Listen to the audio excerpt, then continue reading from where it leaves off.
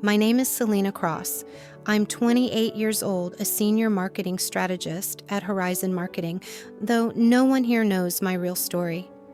They see a quiet woman with sensible navy blazers and scuffed heels, never suspecting I'm the daughter of Robert Cross, the reclusive billionaire who built the island resort they all worship from afar. This morning, as I stand in Lucas Reed's office, I hear him say my presence would bring down the caliber of attendees for the company's luxury retreat. His words burn, but I force a polite smile. He thinks I'm just Selena, another replaceable employee. What he doesn't know is that the very place he's bragging about belongs to my family, and I've just decided it's time he learns exactly whose caliber he's been questioning. I walked out of Lucas Reed's office with his words echoing in my mind like a cheap, motivational poster twisted into poison. Your presence would bring down the caliber of attendees. Caliber. The word rolled through me with a scathing warmth, equal parts rage and cruel amusement. He sat there in his overpriced Italian suit, smirking with that paternalistic condescension he thought made him look like a leader. All it did was make him look like an aging boy clinging to illusions of power. Did he think his shiny watch and weekly golf selfies made him high caliber? Perhaps to the rest of the staff, their eyes forever trained on his approval, like obedient greyhounds waiting for a scrap of validation. I kept my chin high as I walked through the open office floor, feeling dozens of averted gazes. They pretended not to hear him humiliate me.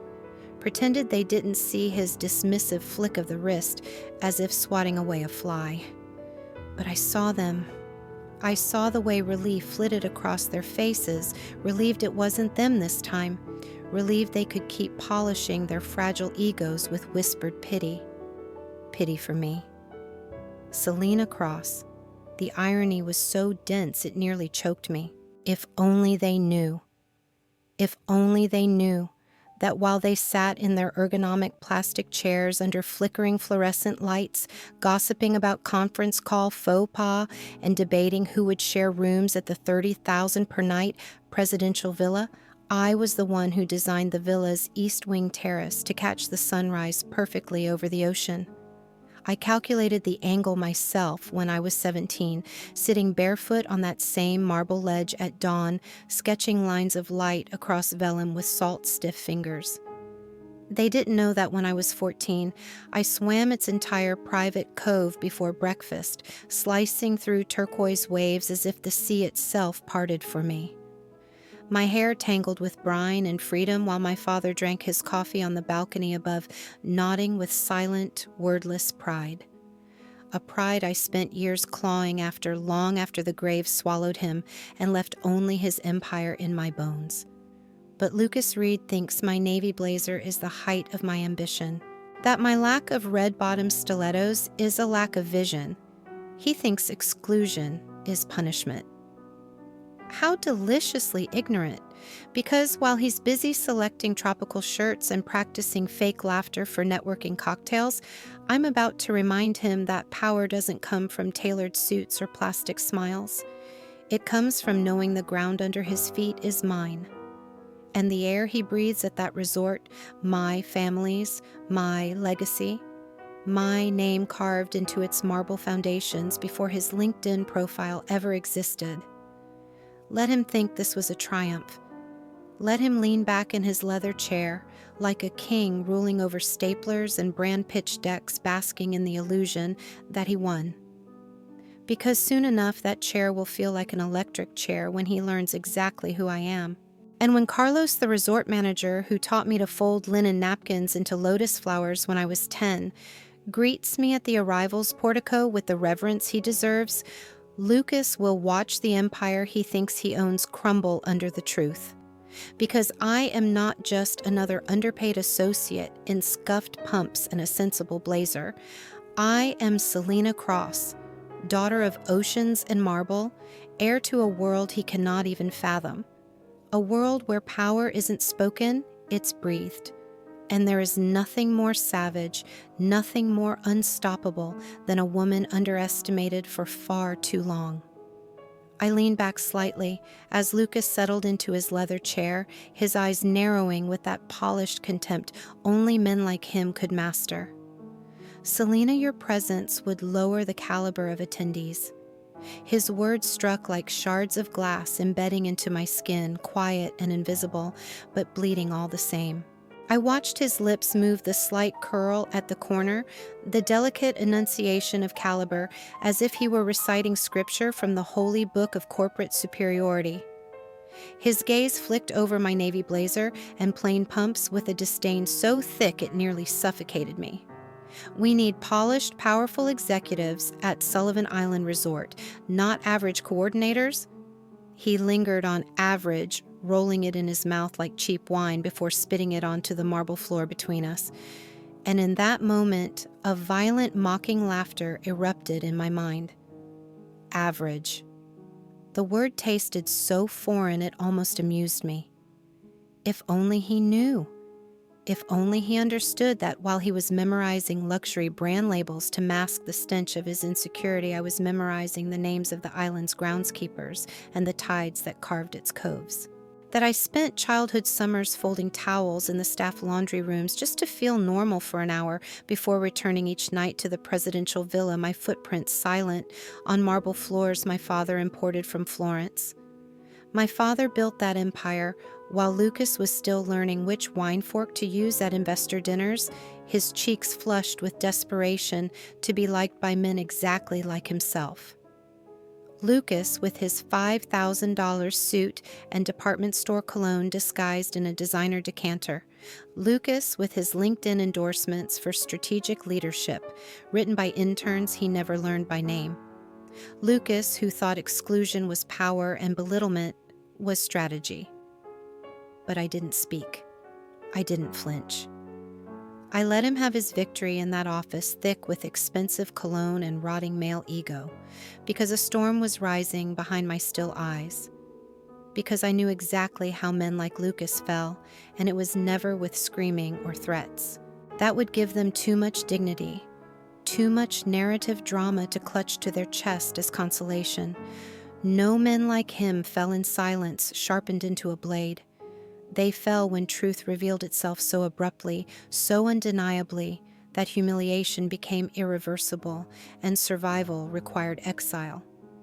Men like Lucas fell when they realized too late that the woman they dismissed was not standing outside their gates with picket signs.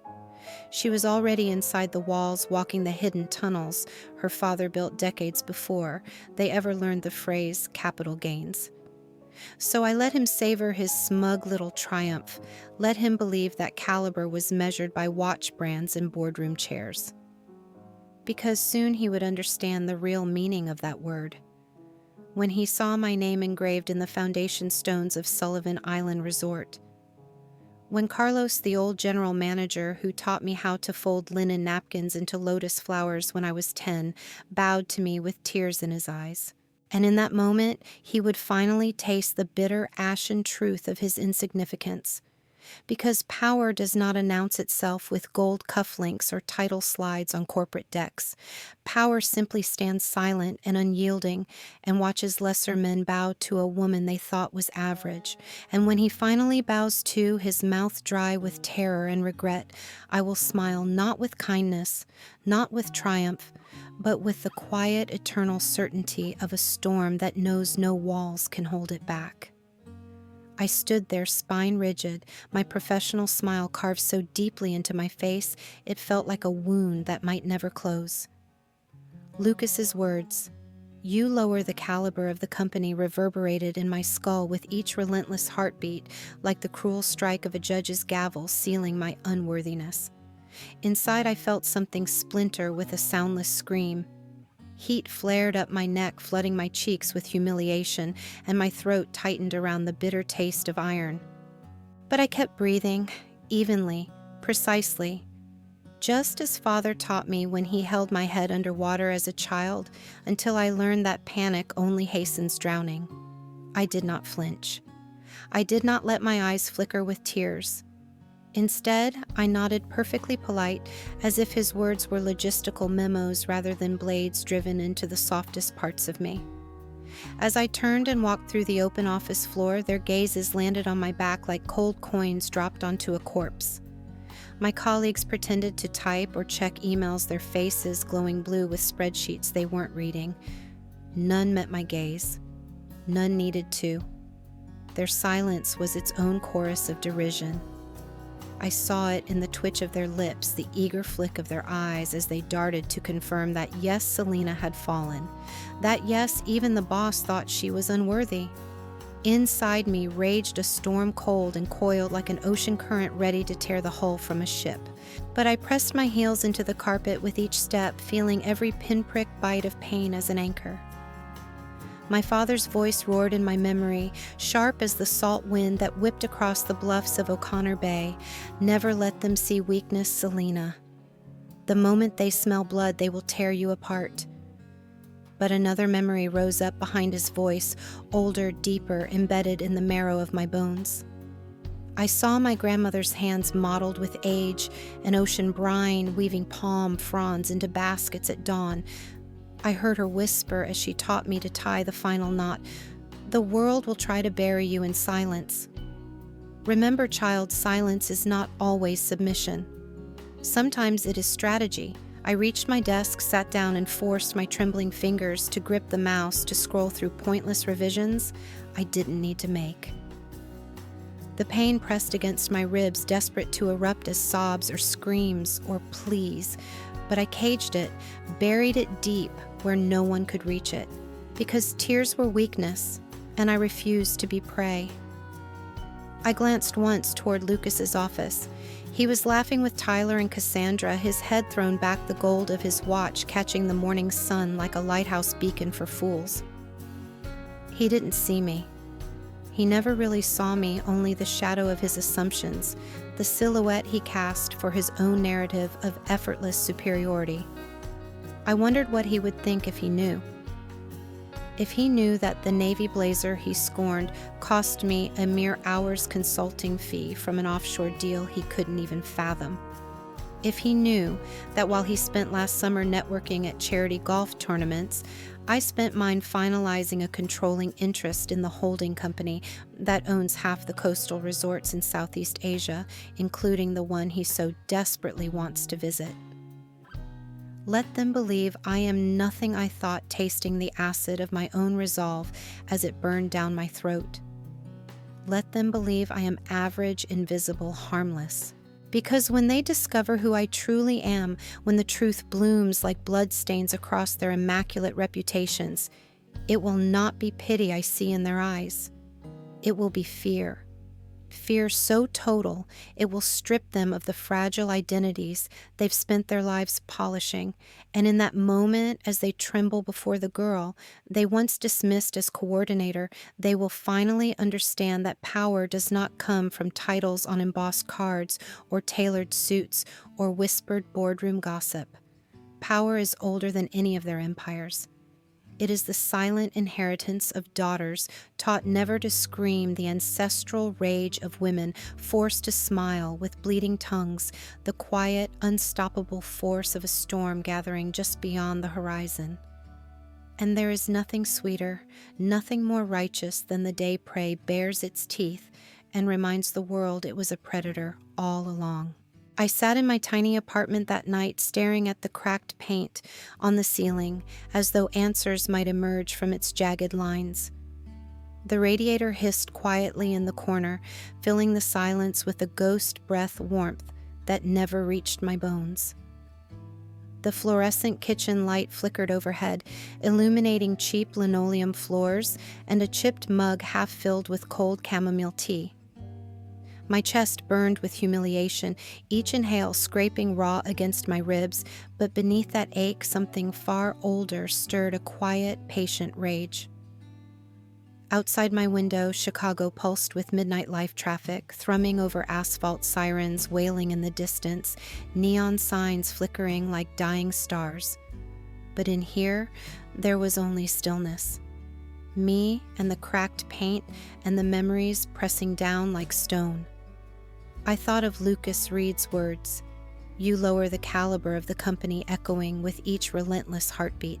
I thought of his narrowed eyes skimming my navy blazer and scuffed pumps cataloging my inadequacy with bored efficiency. Average, replaceable, invisible. But I also thought of my father standing on the balcony of the presidential villa at dawn's salt wind whipping his gray hair back as he surveyed the cove below.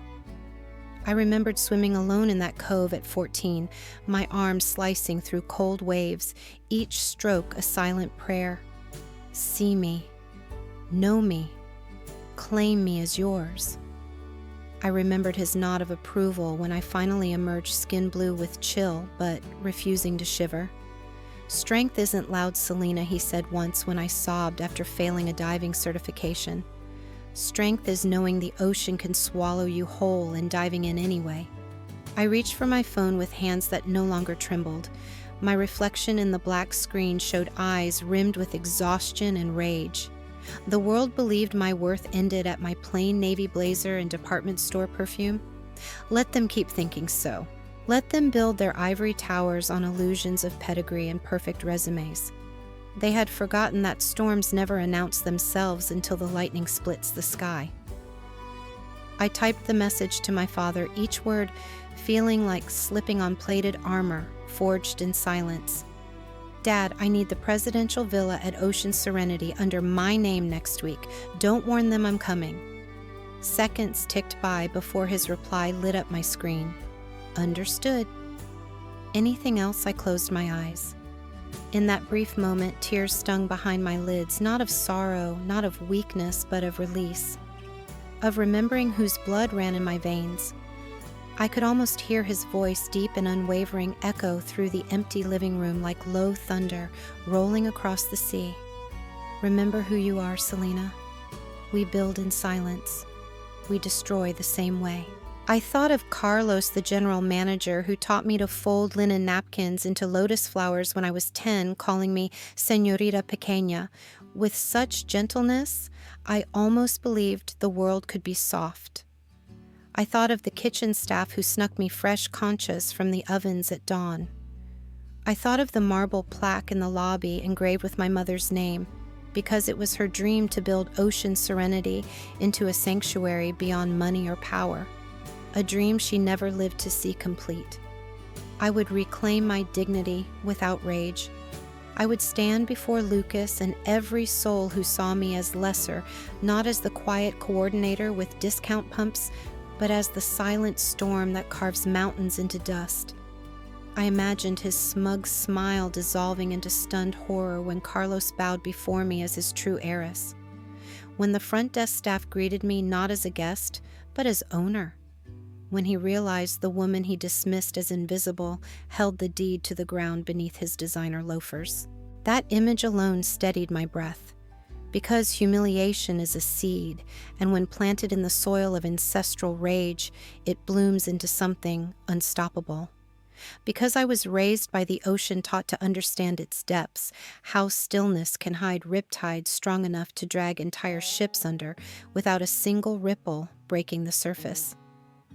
I set down my phone, its screen glowing with my father's message like an ember in the dark. I ran my fingertips across its glass, remembering the feeling of cold salt water dripping from my hair onto sun-warmed marble floors. Remembering my mother's perfume of bergamot and tuberose. Remembering that legacy is not something we inherit in silk-wrapped boxes. Legacy is forged in the silent choices we make when no one watches. Legacy is refusing to bend when humiliation tries to snap your spine in half. Tonight, I would sleep. The tears slid down my temples onto the cheap pillowcase, and I let them fall silent and unashamed. Tomorrow, I would rise. And next week, I would walk through the carved teak doors of Ocean Serenity barefoot if I had to, just to feel the cool marble remind me of where I came from.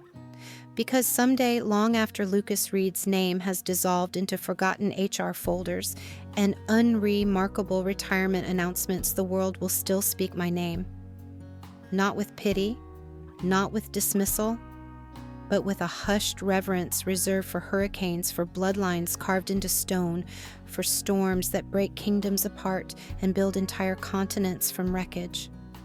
I closed my eyes, feeling the phantom sting of salt spray against my cheeks, the hush of waves folding and unfolding upon themselves like silk sheets pulled back by unseen hands.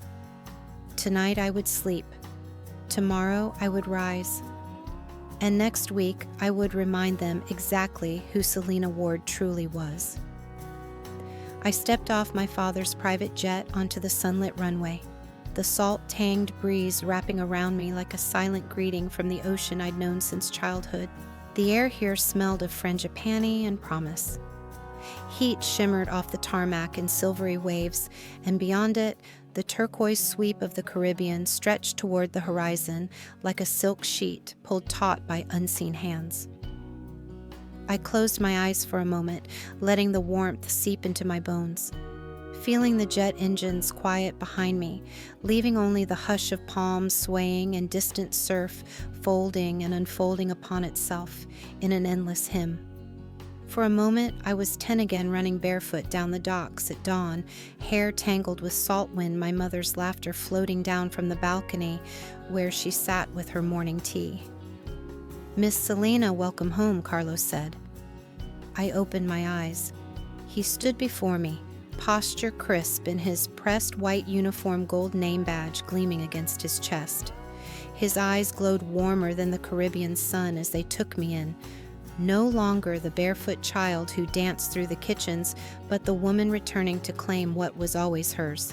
His voice when he spoke was threaded with affection and something deeper, reverence.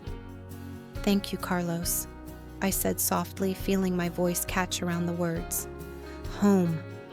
His welcome seeped into my marrow, a balm to wounds I didn't know still bled. Home. This was my kingdom behind the veil, where I used to watch the sunrise from the east cliff, imagining the world bowing to me one day. The world didn't bow yet, but Lucas would. I walked beside him to the waiting golf cart, the heat rising from the stone path, enveloping my ankles like a reminder I belonged to this land as it belonged to me.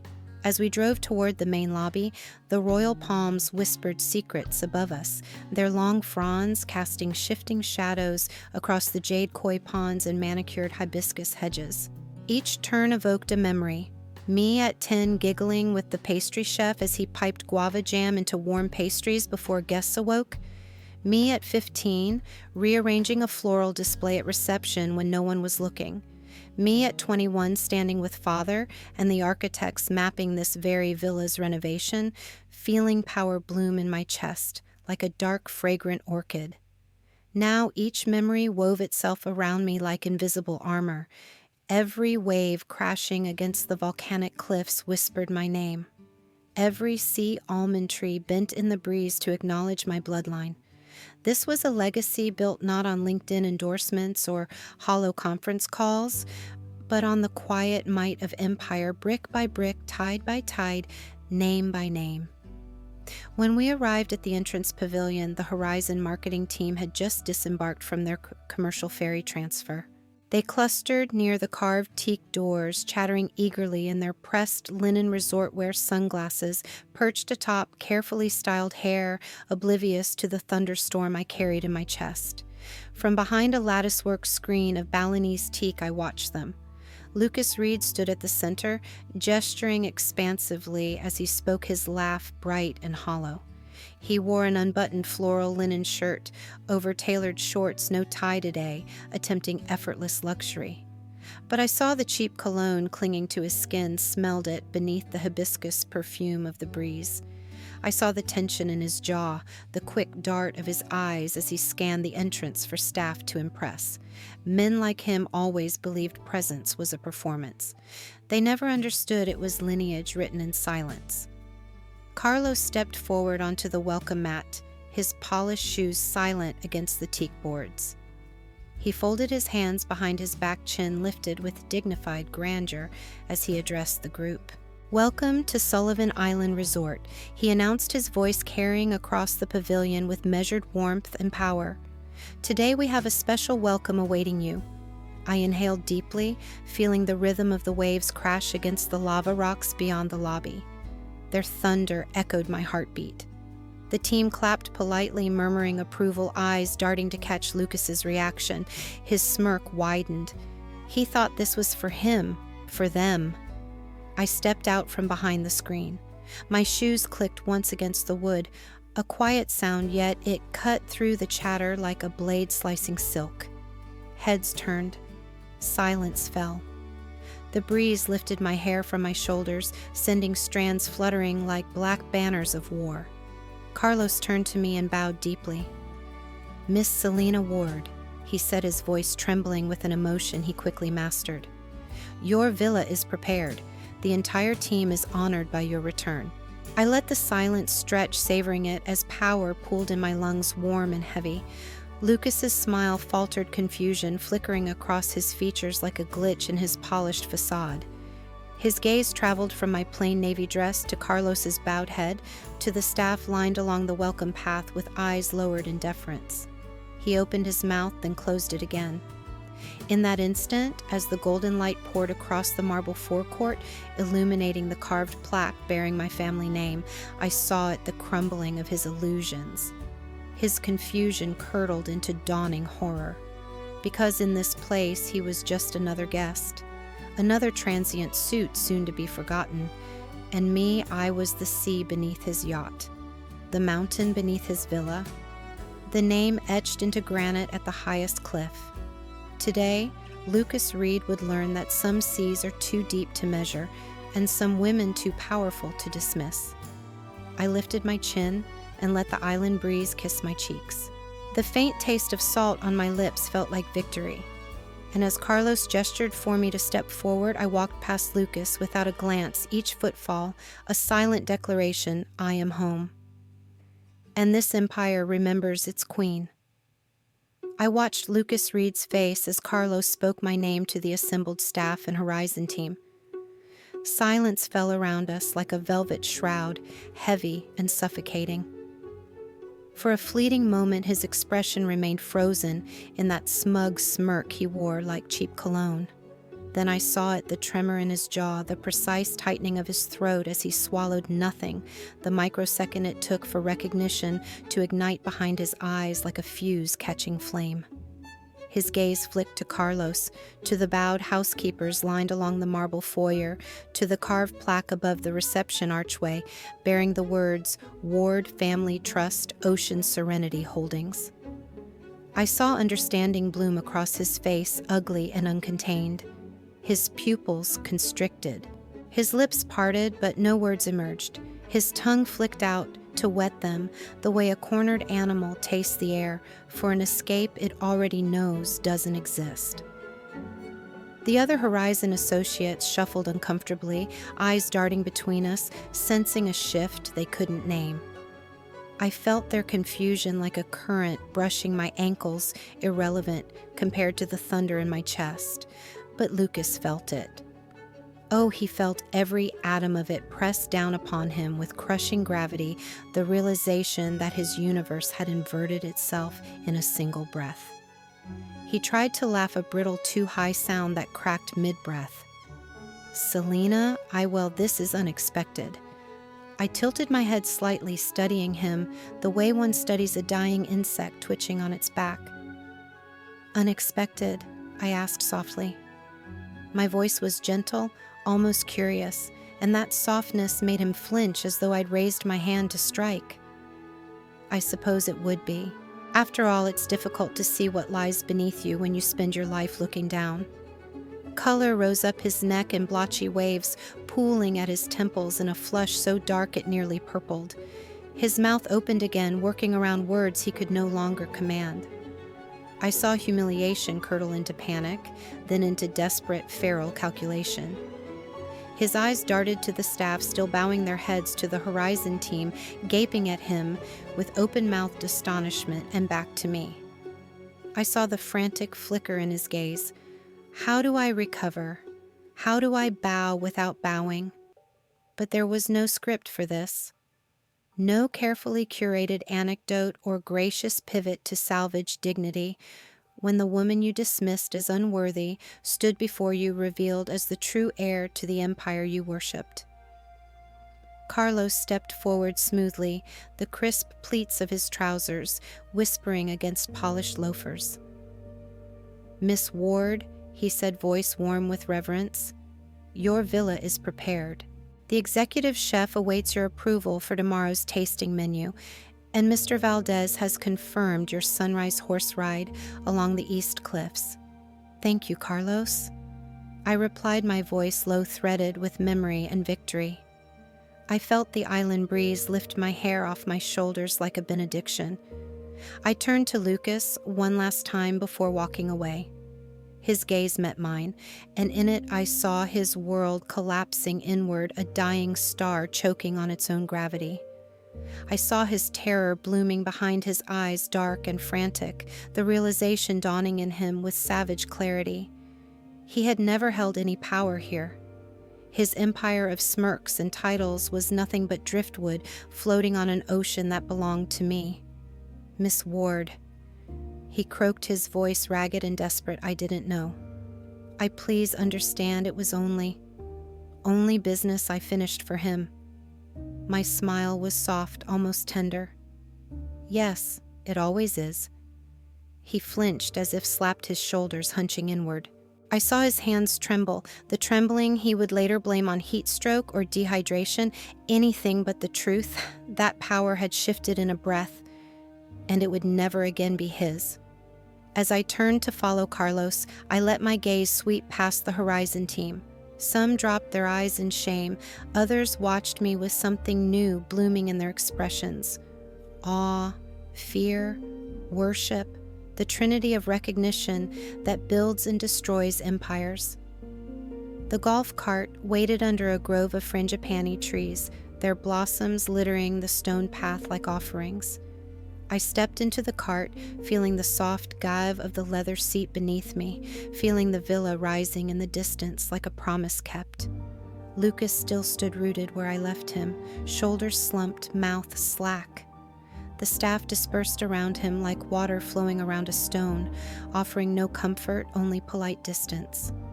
He watched me drive away the breeze, ruffling his overpriced linen shirt, and in that moment I saw a man undone. Unmade not by violence or betrayal, but by a truth so absolute it stripped him of dignity and left only the naked child beneath.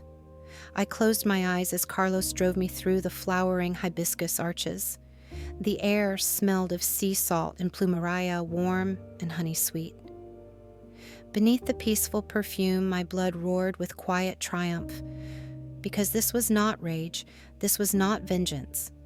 This was justice delivered in silence, the kind that leaves no scars upon my soul. Lucas would recover eventually. He would patch his pride together with excuses, reinvent this story into a networking anecdote, where he cast himself as gracious, worldly, humbled by royalty. Men like him always did. But deep inside, where memory cannot be rewritten, he would carry the truth forever, that the woman he dismissed as invisible was the ocean beneath his yacht, the mountain beneath his villa, the name etched into granite above every carved doorway. And that knowledge, buried like a blade in his chest, would twist each time he reached for arrogance again. Today, Lucas Reed learned what caliber truly meant. I opened my eyes as the villa came into view, its teak shutters wide to greet the rising sun, its marble terraces glowing with welcome. The ocean spread before it in endless turquoise folds, the horizon glinting like a sword drawn in battle. And as Carlos pulled the golf cart to a gentle stop at the steps, I felt every breath settle into certainty. Let the world bow or remain standing. It didn't matter. Because today I remembered that storms do not need to roar to remake the shore. They only need to arrive. The helicopter blade slowed to a whirring hush as I stepped onto the landing pad, the downdraft tugging at my navy dress and whipping strands of hair across my cheeks. I tucked them behind my ear with deliberate calm, ignoring the two Horizon interns gawking at me from behind their oversized sunglasses. To them, I was just another disembarking guest, irrelevant in my plain pumps and severe bun. Let them think so. Their ignorance was a shield I welcomed. The sun burned high above the resort, turning the ocean into molten sapphire flecked with gold. Beyond the manicured palms and sweeping terraces, I saw the carved teak roofs of the main pavilion rising into the clear Caribbean sky like silent prayers. The scent of frangipani floated on the breeze, mingled with salt and the faint trace of hibiscus soap from the villa suites. Each smell wrapped around me like an embrace I hadn't felt in years. Carlos waited by the golf cart posture, straight white uniform, immaculate despite the heat. I watched as he raised a hand to shield his eyes, squinting against the glare. When he saw me, his face lit with something I rarely saw anymore. In any man's eyes, recognition without calculation. "Miss Selena," he said, bowing slightly, voice trembling with restrained joy. "Welcome home." Home. The word reverberated through my chest, striking something buried so deep it had long since calcified into silent resolve. For a moment, my throat burned with the threat of tears. I swallowed them back. I was not here for sentiment. I was here for reclamation. "Thank you, Carlos," I said softly. He gestured to the front seat. I slid in beside him, feeling the golf cart's leather still warm from the sun. As we rolled down the palm-lined path, memories flickered past in silent film fragments. Me at 7, falling asleep on the lobby chaise longue with sea salt crusting my lashes.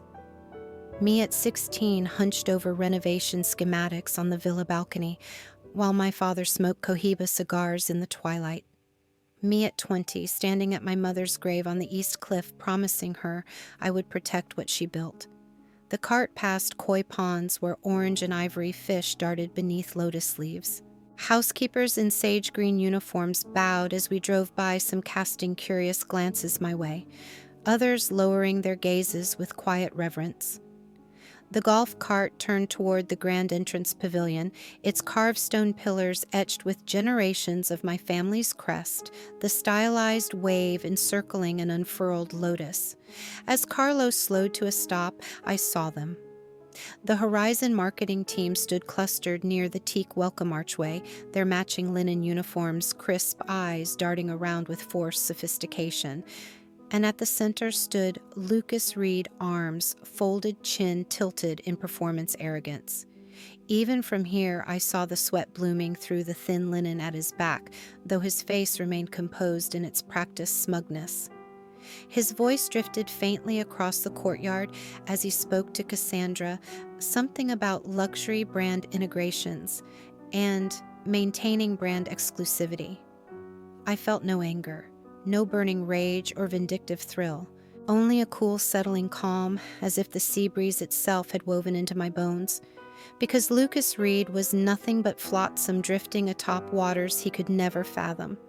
Today he would drown. Carlos pulled the cart beneath the porte cochere. A valet rushed forward to open my door, bowing so low his forehead nearly touched his clasped hands. I stepped out slowly, feeling the marble cool against the soles of my pumps, feeling gravity root me here in this place where every stone carried my mother's memory, my father's vision, and my silent inheritance. I smoothed my dress, lifted my chin, and walked toward the waiting staff lined beneath the welcome archway. The breeze lifted the hem of my skirt, sending it fluttering behind me like a dark banner of war. This was my kingdom, and today I had returned to claim it. I stood in the grand reception pavilion, the late afternoon light slanting through carved teak arches, painting honey gold lattices across the marble floor. The Horizon marketing team clustered before me in their matching linen resort uniforms, shifting under the oppressive silence.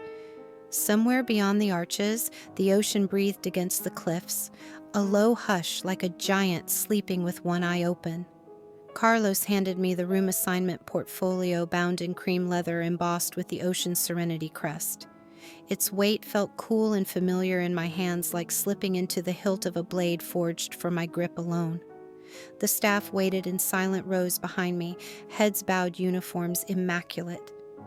I felt their deference gather around my ankles like rising tide. Lucas stood at the center of his team arms folded chin, lifted his posture carved from the same brittle arrogance he wielded in boardrooms. His sunglasses hung from his shirt collar, revealing eyes the color of stagnant water, flickering with unease as I flipped through the pages. His smirk twitched at the corners like a dying moth. I let the silence stretch, drinking in their discomfort, as though it were the first real breath I'd taken all week. The scent of salt and frangipani drifted around us, warm and sweet. I lifted my gaze, letting it settle on Cassandra. Cassandra. My voice was soft, but carried through the hush like a bell struck in an empty cathedral. You will take Sunset Villa too. Her eyes widened lashes, fluttering in disbelief. Miss Ward, that overlooks the West Cliffs, doesn't it? It does, I replied, lips curling into a faint smile. You'll find the acoustics ideal for your early calls to London. She swallowed, nodding so quickly I thought her neck might snap. I turned the page. Tyler, Coral Suite 7. Proximity to the conference pavilion will ensure sponsor materials remain under your direct oversight. His cheeks flushed with gratitude. Thank you, Miss Ward. Room by room, name by name, I spoke their assignments into existence with the quiet finality of Scripture. Each choice was precise, tailored to their whispered ambitions and gnawing insecurities. I saw relief bloom in their eyes as I spoke, mingled with awe and the flickering birth of something darker, fear. Fear born not from cruelty, but from recognition. Recognition that power does not shout, it simply breathes, and the world reshapes itself to its rhythm. Finally, I reached the last page. I paused, letting the quiet stretch so thin it began to hum a taut violin string waiting to be plucked. Slowly, I lifted my gaze to Lucas. His smirk flickered, faltered, and then reassembled itself with frantic precision. Miss Ward, he drawled, each syllable polished to artificial nonchalance. I trust you've arranged an ocean view. I have important calls with Singapore and Dubai tomorrow. I tilted my head slightly, studying him, the way one studies a dead fish washed up on black sand, curious, clinical, devoid of pity. For you, Mr. Reed, I said softly, Garden Suite 3. He blinked. Once. Twice. His brow twitched as though the words did not compute. Garden Suite, he repeated, his voice cracking at the edge.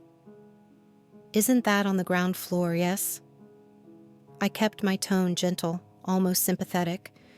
No ocean view, but you will have direct access to the laundry delivery path? I thought you might appreciate the efficiency. Silence thundered around us. I felt his humiliation surge up from his gut and bleed across his skin, turning his neck and cheeks a mottled red. His mouth worked noiselessly. The Horizon team shuffled, some staring at the marble floor, others glancing at him with wide, startled eyes. Tyler swallowed audibly. Cassandra's fingers trembled against her clipboard. Lucas inhaled sharply, his chest rising with the ragged breath of a man drowning in air. Miss Ward, with respect, that room is unsuitable.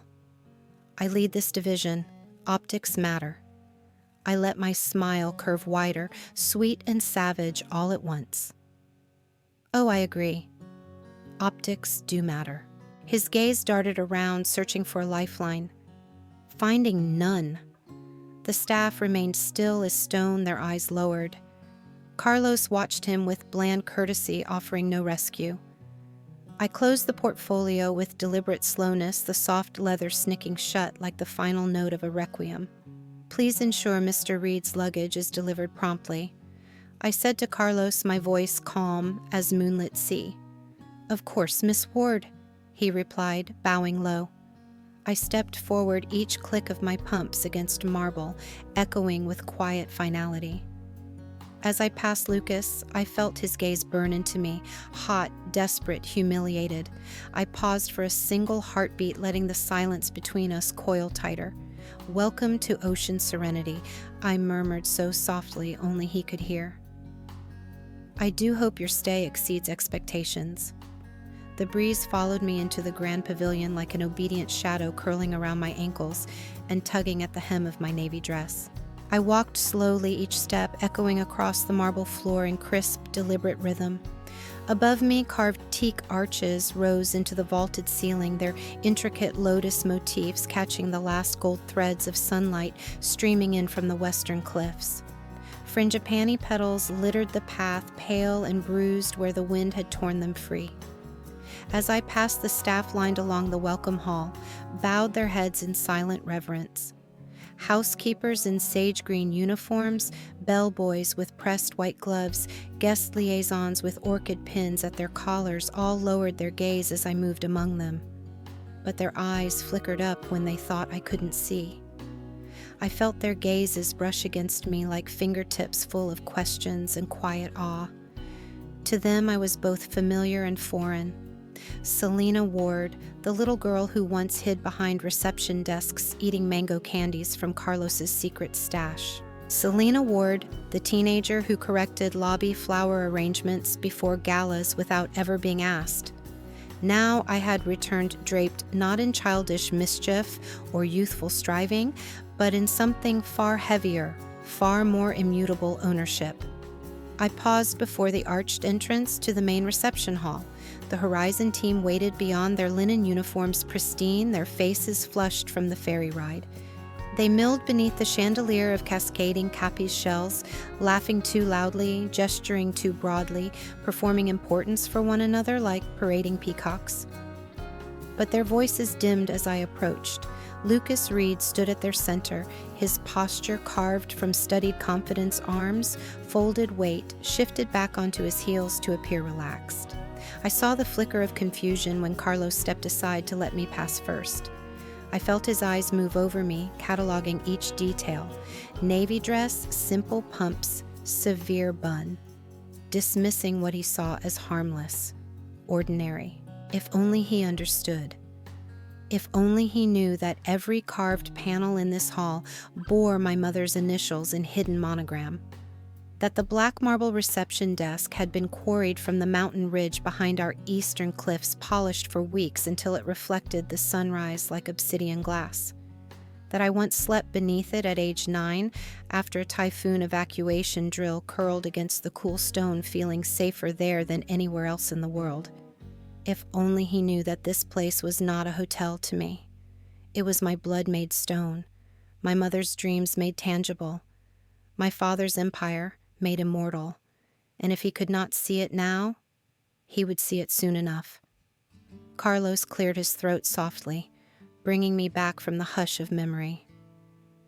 "Miss Ward," he said, inclining his head, "the room assignments await your approval."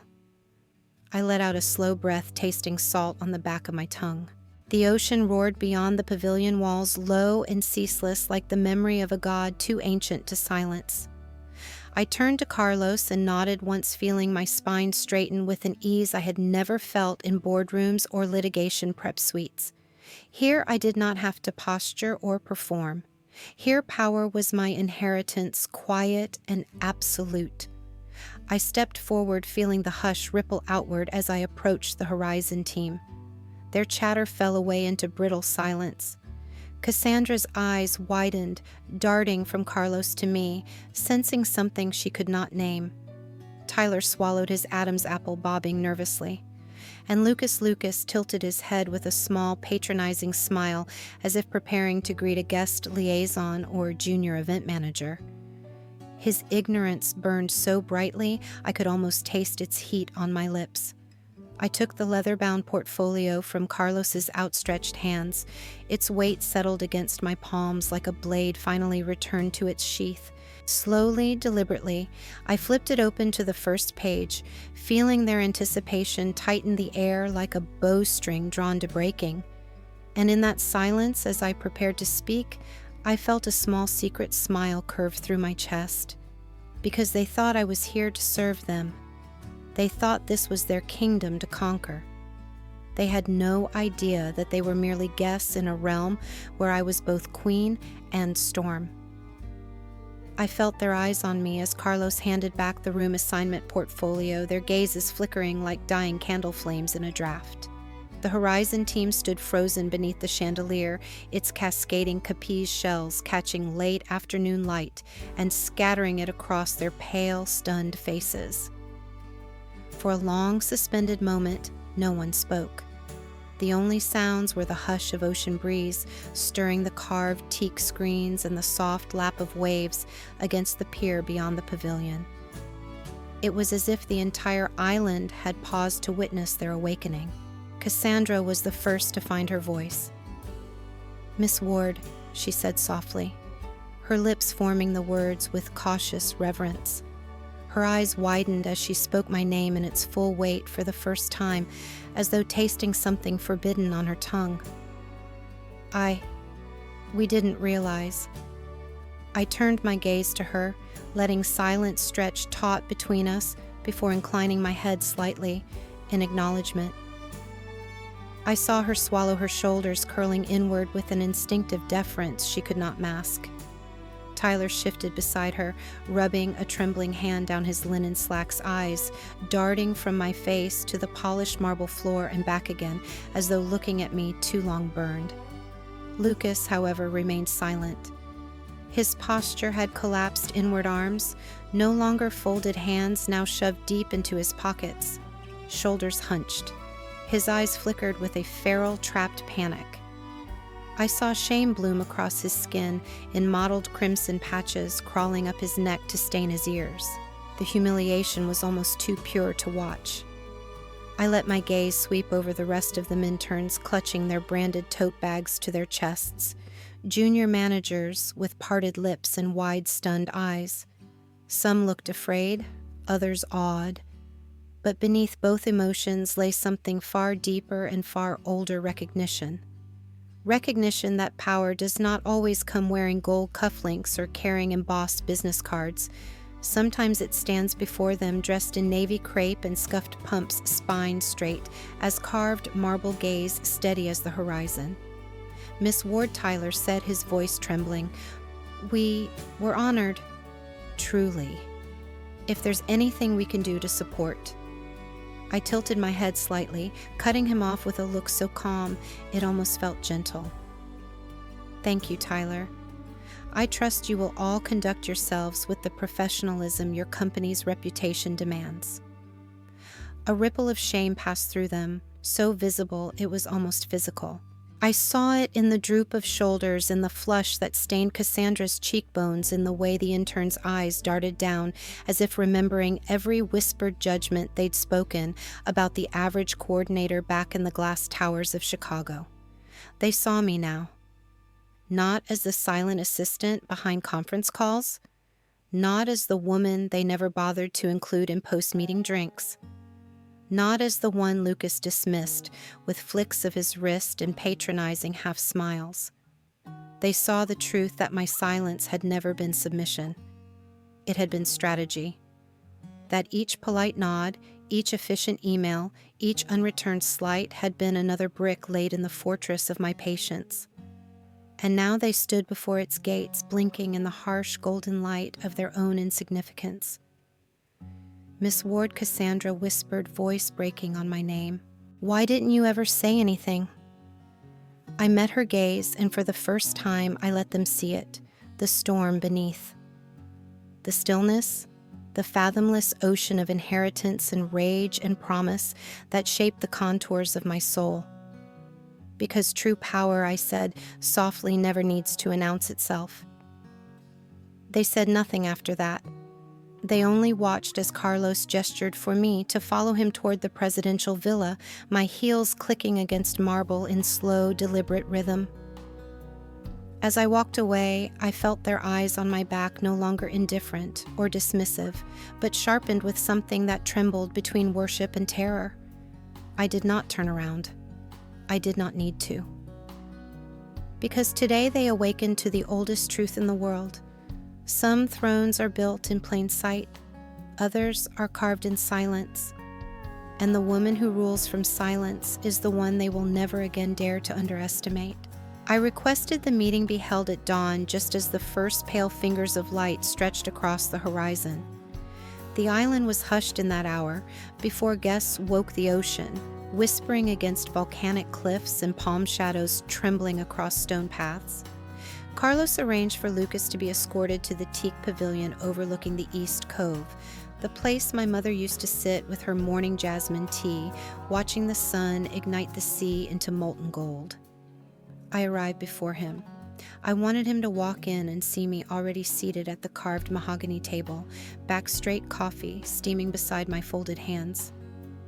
Power, I'd learned, lies as much in stillness as in words. I heard his footsteps approach hesitant on the stone steps.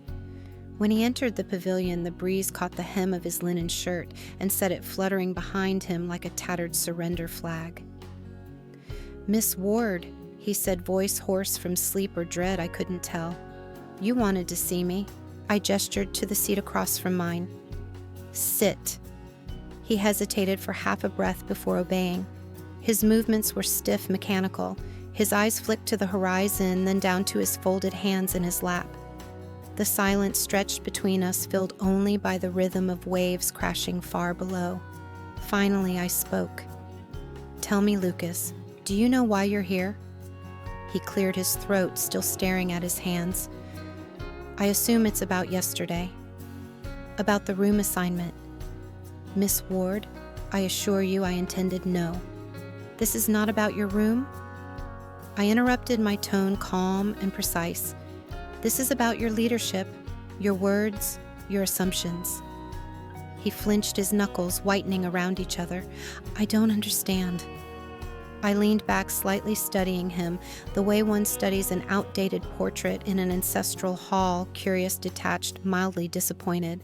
"When you told me my presence would lower the caliber of attendees," I said softly, "did you believe you were speaking truth? Or did you simply believe there would be no consequence for your contempt?" His eyes darted up to mine, then fell again. His throat bobbed as he swallowed. "I was speaking as a manager, about optics." "Optics?" I repeated, tasting the word as though it were rancid. "Optics are the illusions insecure men create to disguise their lack of substance." He winced. The morning breeze shifted, carrying the scent of salt and plumeria between us. Birds called in the frangipani trees their song, cutting the silence into delicate ribbons.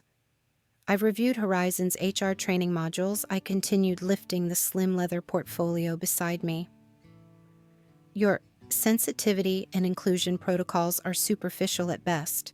Performance theater designed to appease investor diversity initiatives, not to cultivate dignity in your corporate culture." His face flushed red. "Miss Ward, this is not a discussion," I said, voice dropping to a quiet steel that made him freeze mid-sentence. "This is your directive. Effective immediately upon return, you will undergo a full external lead sensitivity and anti-bias training program. Additionally, you will submit a proposal within 30 days outlining systemic policy changes to address the culture of dismissiveness and gendered microaggressions within your divisions." He blinked rapidly, as if trying to clear salt spray from his eyes. "And if I refuse," I smiled, then slow, cold, inevitable as the tide. "Then Horizon Marketing's exclusive contract with Ocean Serenity Holdings will be terminated permanently." His breath shuddered out of him. I saw the defeat bleed into his shoulders, curling him inward like a scorched leaf. "Miss Ward, I understand." "No, Lucas," I said softly, rising from my chair as the first full flare of sun broke over the horizon, gilding the pavilion in blazing gold. I placed my palms flat against the cool teak railing, feeling its ancient grain ground me in my mother's legacy. "You don't understand. But you will." I turned to leave, my pumps clicking against stone with measured finality. As I passed him, I paused, letting the hush stretch between us. "For what it's worth," I murmured, my voice gentle as falling ash, "it was never about your caliber. It was about your character." He said nothing. There were no words left. Outside, the waves roared against the cliffs, drowning out the frantic beat of his shallow breathing. I walked back toward the villa, the sun rising at my back, its heat spreading across the marble like a silent coronation. Because power does not scream, it does not threaten. True power simply delivers its decree and walks away. The sky was still dark when I woke the faintest thread of silver stretching along the horizon. I rose without turning on the lamp, letting the pre-dawn gloom wrap around me like a cloak. The air smelled of salt and cooling teakwood, drifting in through the carved shutters of the presidential villa. For a moment, I simply stood by the window, palms resting against the sill, breathing in the hush of an island not yet awake. Beyond the terrace, the ocean lay in shadowed stillness, its surface a silent slate of obsidian. But I could hear it breathe the low, ceaseless rhythm of waves folding against volcanic stone, the distant rumble where reef met deep water trench. It reminded me of my father's quiet anger, vast, unknowable, dangerous in its calm. I poured a cup of black coffee from the brass carafe Carlos had left outside my door at 4 a.m. The bitterness burned across my tongue, sharp and grounding. I drank it slowly, watching as the sky began to pale from slate to dove gray, then to the tender blush of pink blooming above the east cliffs. In that fragile light, the world looked almost innocent. Almost. I set the empty cup down on the teak table beside the balcony rail. My reflection in the villa's glass doors flickered with dawn hair braided back from my face, navy silk blouse tucked into tailored cream trousers, bare feet flat against cool marble. For the first time in months, I felt no tightness in my chest, no battle plans arranging themselves behind my eyes, only a deep, resonant certainty humming in my bones. Today was not about vengeance, it was about order. Carlos arrived at 5:30 sharp to escort me to the East Pavilion. We walked in silence through hibiscus gardens still heavy with dew, their perfume rising sweet and bruised in the warming air. Staff bowed as we passed the hush of our footsteps across stone paths trailing behind, like a ripple across still water. When we reached the pavilion, the world was awash in rose gold light. The carved teak structure perched at the cliff's edge open on 3 sides to the ocean roof, supported by 4 massive columns etched with lotus filigree. This was where my mother once held morning briefings with senior staff Jasmine, tea steaming at her elbow, the rising sun illuminating her hair like a living crown. Sometimes I would sit on the step behind her chair, knees tucked to my chest, listening to the rhythm of her voice, low, precise, unhurried, each word chosen like a pearl selected for a flawless strand. I stepped inside and placed my palms on the cool teak table, feeling its age under my skin. It had been carved from a single tree felled on the western ridge before the first villa was ever built. My father told me once that he chose it because its grain ran straight and true from root to crown, unbroken by knots or flaws. A table is like a legacy, Selena, he said. Its strength is not in ornamentation, but in what runs beneath the surface. I closed my eyes, letting his words settle into the marrow of my bones. When I opened them again, the sky had lightened to pale gold, and the horizon burned with the first sliver of sun. I heard footsteps on the stone path behind me, uneven, dragging slightly. Fear always makes men move reluctantly toward judgment. I did not turn to greet him. I let him approach in silence, let him see me first standing where my mother once ruled, framed by dawn with the endless ocean rising behind me like a kingdom reborn. And when he finally spoke, voice hoarse, threadbare with dread, I knew the battle was already won. Because true power does not announce its arrival. It waits in silence until the world realizes it has always been there. 3 months later, I stood at the glass wall of my new corner office, 13 floors above Michigan Avenue. The city spread beneath me in a tapestry of steel and asphalt, bathed in the copper glow of dawn. Traffic crawled like veins of red and white light through the waking streets. Far to the east, Lake Michigan lay quiet and pewter gray under the winter sky frozen in its dignity. Behind me, the plaque on the wall gleamed softly in the ambient light, Selena Ward, President and Chief Strategy Officer, Horizon Marketing Group. The first week after my appointment, the boardroom was filled with tension so thick I could almost taste the metallic tang of their fear.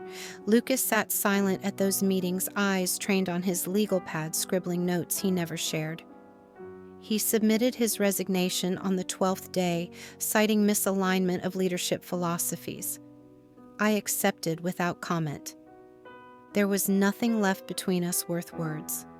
I restructured the executive training modules within 30 days. Sensitivity seminars became compulsory, not empty performative workshops, but immersive external-led sessions on intersectional leadership and conscious power dynamics.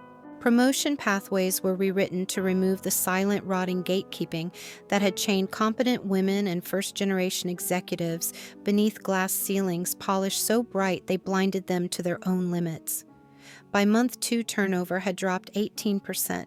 By the end of quarter 1, Horizon Marketing posted a 34% net profit increase, driven by 3 new blue-chip clients who stated explicitly that my leadership philosophy aligned with their internal ESG goals. Internally whispered jokes about optics and caliber evaporated, replaced by the quiet, earnest hum of people finally allowed to do their jobs with dignity. But that was only the external measure.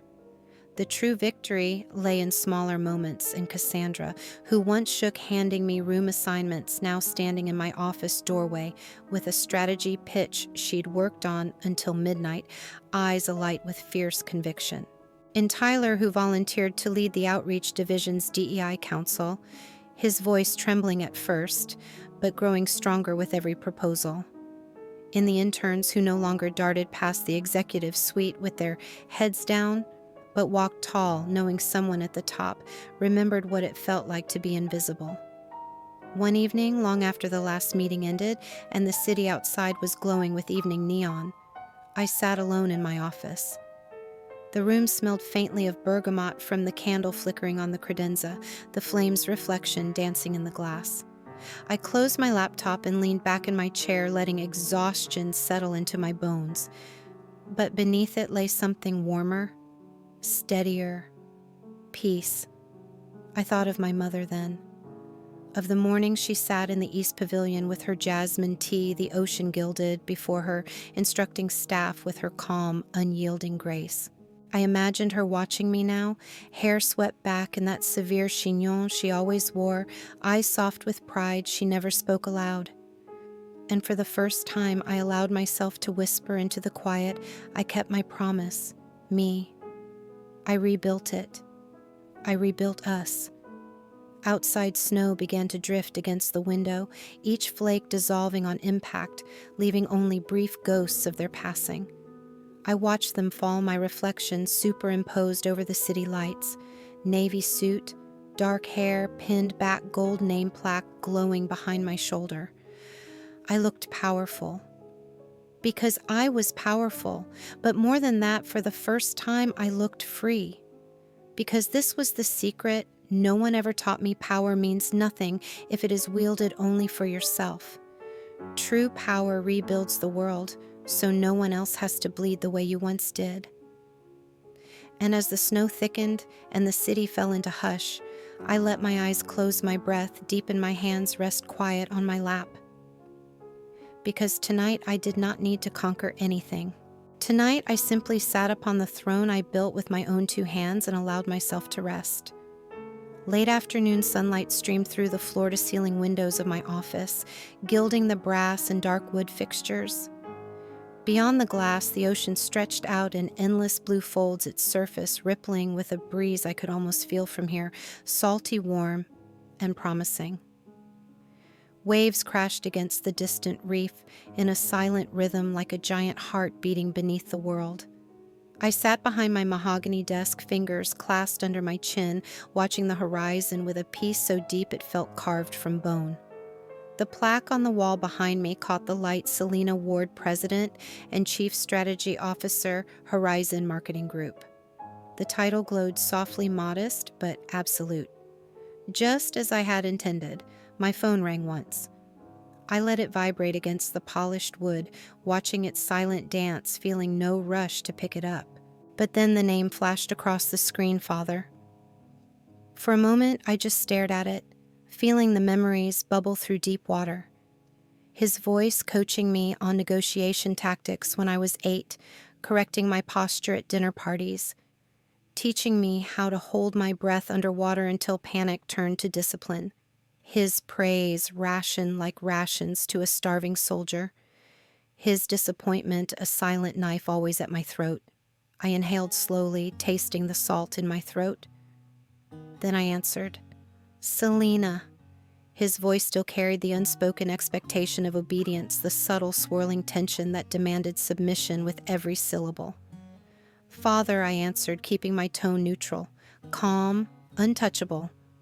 "I hear you're officially president now. Horizon's profits are up 34%.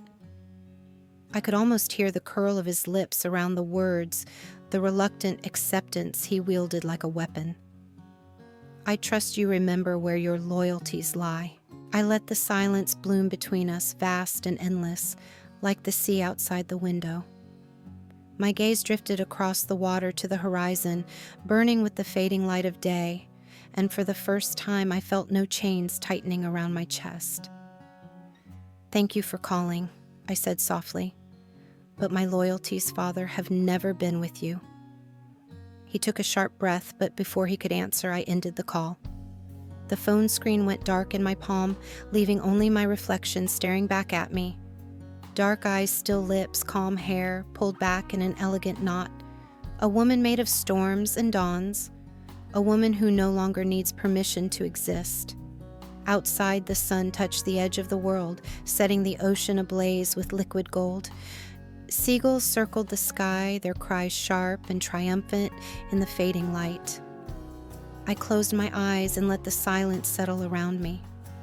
For the first time, the silence felt warm, alive. I placed my palms on the table, feeling the smoothness of it. Bring me to this place, this moment, this truth. Finally, I whispered to the setting sun, to my own reflection, to the silent roar in my chest, "I have come into the light properly." And as the sunset closed its indigo wings around the world, I sat alone in my office, looking out at the vast sea, feeling the quiet pulse of my own power spreading outward like the tide returning home. Because the throne was mine now. Because the woman I became no longer needed the darkness to feel safe. Because the empire was never his to give. It was always mine to reclaim. If you are reading this, you have walked with me through every dark and peaceful night of the story. And I owe you a thank you, not as an author to a reader, but as a woman to the one who looked straight into the light and darkness within her without turning away. Thank you for listening to my story when the world around me only wanted to hear my silence. Thank you for walking with me through the cold corridors of power, through the dark dinners full of knives hidden under the tablecloth, through the long nights when I automatically felt insecure.